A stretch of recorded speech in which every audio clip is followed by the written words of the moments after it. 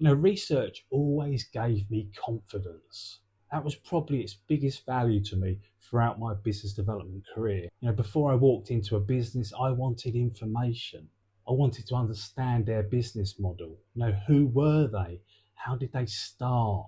How did they grow? What did they sell? How did they sell themselves? Who were their competitors? Were there any talking points I could open a genuine dialogue with? Because when I eventually walked through that door, I knew I had that information behind me. So if someone asked me a question or challenged something I said or took the conversation somewhere I wasn't expecting, but I think there's an important misconception around this. You don't need to hide the fact that you've researched someone because you want to sell to them.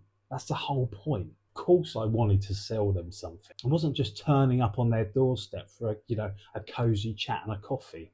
I had a commercial purpose. And I never ever believed that prospect was the holy grail or something. If I've properly researched your business and I've found genuine alignment, there's a reason I'm actually standing right here now. Now, you may want what I have, but you just don't know it yet. But research worked really in an opposite direction as well as that. Sometimes I'd research a company and find there wasn't any alignment at all. So I'd leave them, that's it.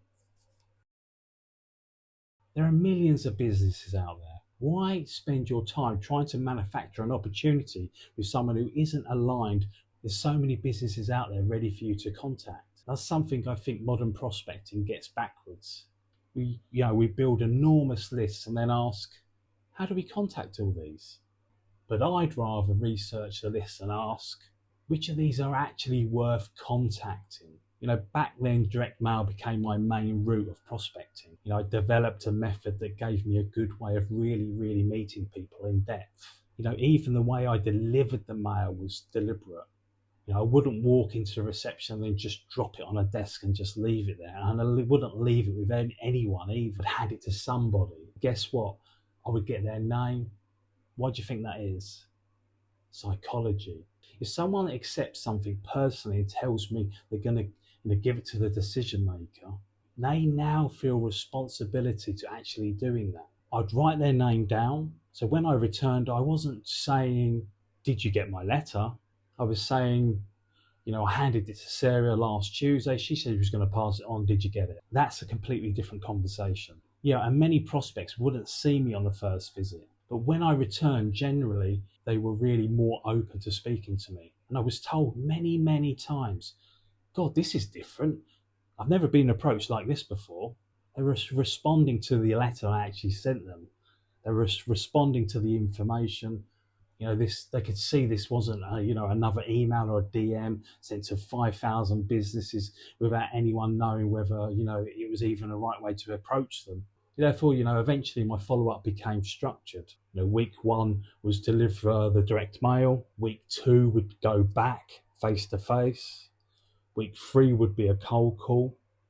And week 4 would be a direct DM or an email. And then I'd stop. I wasn't going to chase everyone forever. If nothing happened, I just logged them for 6 months. And then after 6 months, I just start again. And when I say start again, I wouldn't pull up at the old research and assume nothing has changed. Every business changed. People change. People leave. People join. Businesses invest. Competitors move. Websites change. Problems emerge. Business that wasn't right 6 months ago could be exactly the type of business I'm looking for right now. But later I kind of refined the process even deeper and further.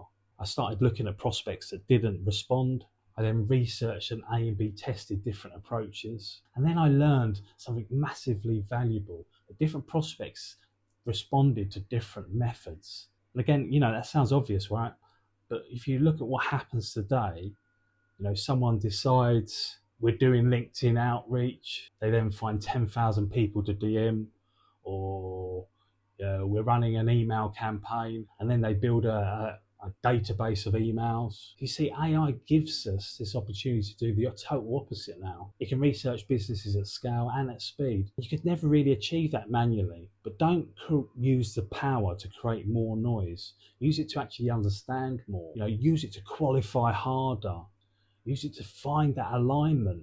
Use it to identify those talking points. and use it to decide how that particular prospect should be approached. Because being different really matters. When you're different from thousands of other people trying to get that person's attention, guess what? You stand out. And when you stand out, you become memorable. And that's what research ultimately did for me. It didn't replace the conversation, it just gave me a stronger, better one. I'll see you on the next one. Cheers.